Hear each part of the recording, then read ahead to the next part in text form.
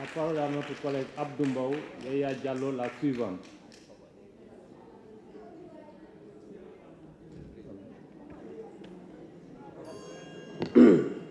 Monsieur le Président,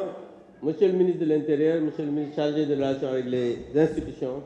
Mesdames, Messieurs les collaborateurs des ministres, mes très chers collègues, ce jour du 5 août 2023 est assurément à marquer d'une pierre blanche car il ouvre une nouvelle ère dans notre manière toute sénégalaise et qui caractérise l'ADN de notre nation, celle du dialogue et de la concorde, concept dont nous avons encore plus besoin par ces temps incertains et dangereux que certains adversaires de notre démocratie ont tenté de nous faire traverser. Aujourd'hui, nous sommes en train d'examiner le projet de loi modifiant le code électoral issu des conclusions du dialogue national, dont la finalité n'échappe à personne, et qui va nous permettre d'entamer une période de réconciliation nationale, car les enjeux nouveaux qui s'imposent à la marche de notre pays commandent une grande concertation, même dans une certaine adversité, expurgée de tout sentiment de haine, pour que tout ensemble, nous puissions, pour nos filles et fils de ce pays, mener le Sénégal à bon port. C'est pour moi l'occasion de magnifier la grandeur d'esprit du chef de l'État, son Excellence Macky Sall, qui est un homme de dialogue, d'avoir posé des prémices de cette unité républicaine nécessaire à la clairvoyance des décisions que nous aurons tous collectivement à prendre pour la paix et le développement du Sénégal. Par notre vote, aujourd'hui, nous avons la responsabilité de montrer l'adhésion de la quasi-totalité des députés à ce projet de loi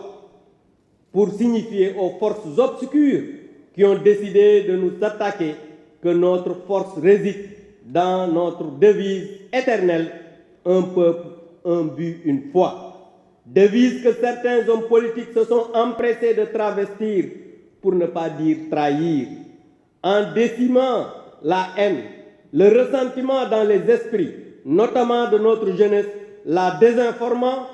sans honte à travers les injures irresponsables de leurs complices bien planqués à l'étranger dans le lâche anonymat des réseaux sociaux que cette opposition haineuse a transformé en zéro sociaux.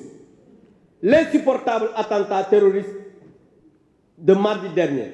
que certains d'entre vous n'ont même pas honte de relativiser en mettant en doute leur réalité, ont été unanimement condamnés. Ce sont pourtant les mêmes cocktails Molotov qui avaient incendié l'université, le CESTI, les demeures de certains hommes politiques désignés comme cibles par vos alliés incendiaires des réseaux sociaux. Nous avons attendu en vain vos condamnations. Vous condamnez cette attaque terroriste planifiée parce que vous savez que tous les regards se tournent vers vous. Et votre aveuglement jusqu'au boutiste. Qui se sent morveux se mouche, dit l'adage.